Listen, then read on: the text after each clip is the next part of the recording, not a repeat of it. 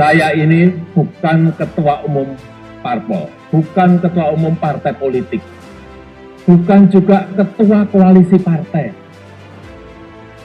Dan sesuai ketentuan undang-undang, yang menentukan capres dan cawapres itu adalah partai politik dan koalisi partai politik. Perhelatan pesta demokrasi di Republik ini tak lama lagi digelar. Indonesia memilih pemimpin negara dan pemimpin daerah serta wakil rakyat untuk 5 tahun ke depan pada tahun 2024 mendatang.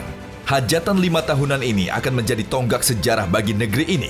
Tahun 2024 menjadi tahun politik bagi Indonesia yang juga menjadi tahun politik terbesar sepanjang sejarah demokrasi Indonesia. Karena pemilu dan pemilihan serentak nasional akan dilaksanakan pada tahun 2024. Persiapan menuju pemilu 2024 sudah dimulai sejak tahun 2022, mulai dari penyusunan peraturan KPU, pemutakhiran data pemilih dan penyusunan daftar pemilih, pendaftaran dan verifikasi peserta pemilu, dan penetapan peserta pemilu. Sementara itu, untuk memilih wakil rakyat, juga telah dilakukan penetapan jumlah kursi dan penetapan dapil, pencalonan DPD, pencalonan DPR, DPRD Provinsi, DPRD Kabupaten Kota. Dan untuk pencalonan presiden dan wakil presiden, resmi dijadwalkan pada 19 Oktober 2023 hingga 25 November 2023. Masa kampanye pemilu akan dimulai sejak tanggal 28 November 2023 hingga 10 Februari 2024 dan masa kampanye dilaksanakan selama 75 hari untuk mempersempit polarisasi politik dan politik identitas. Selanjutnya, sebelum pemungutan suara akan diberlakukan masa tenang pada 11 Februari hingga 13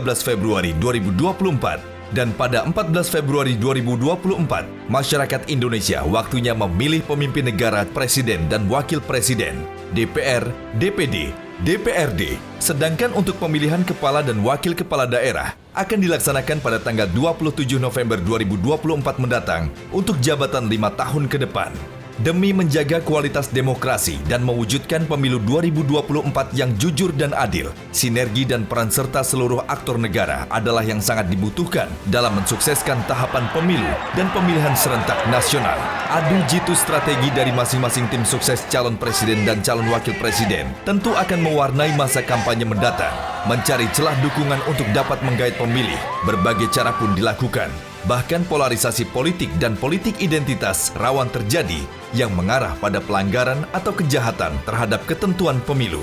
Untuk mewujudkan pemilu 2024 berintegritas dan kredibilitas yang berasaskan langsung, umum, bebas, rahasia, jujur, adil, dan demokratis, Lembaga Penegakan Hukum Tindak Pidana Pemilu harus bersinergi dengan baik menjalankan tugas dan fungsinya. Berdasarkan pasal 1 ke-28, 486, 487 Undang-Undang Pemilu, berbagai pelanggaran atau tindak pidana pemilu dan saluran penyelesaiannya diatur resmi melalui Sentra Gakumdu atau Sentra Penegakan Hukum Terpadu yang terdiri dari Bawaslu, Polri, dan Jaksa. Hadirnya Gakumdu menjadi pusat penanganan laporan atau temuan dugaan tindak pidana pemilu melalui Pengadilan Negeri dan Pengadilan Tinggi merupakan upaya hukum terakhir. Pola penanganan dimaksud diatur dalam Peraturan Bawaslu Nomor 3 Tahun 2023 tentang Sentra Gakumdu Pemilu. Berbagai strategi Bareskrim Polri untuk mewujudkan pemilu 2024 berintegritas dan kredibilitas, di antaranya adalah upaya penguatan Gakumdu dengan menggelar pelatihan kemampuan penyidik tindak pidana pemilu dengan mengundang narasumber dari ahli dan stakeholder terkait dalam upaya meningkatkan kemampuan penyidik tindak pidana pemilu. Selain itu juga, Dittipidum Bareskrim Polri telah membuat buku Saku Pemilu yang berisi tentang penanganan tindak pidana pemilu dan pemilihan 2024 dan juga membuat aplikasi pelaporan data tindak pidana pemilu serta membentuk tim khusus. Komitmen Polri menjamin stabilitas keamanan nasional di tahun politik, juga dengan memperkuat soliditas dan sinergitas TNI Polri dan instansi terkait, menjaga netralitas aparat, mengedepankan langkah proaktif, dan mendorong seluruh elemen untuk menggelorakan pemilu damai.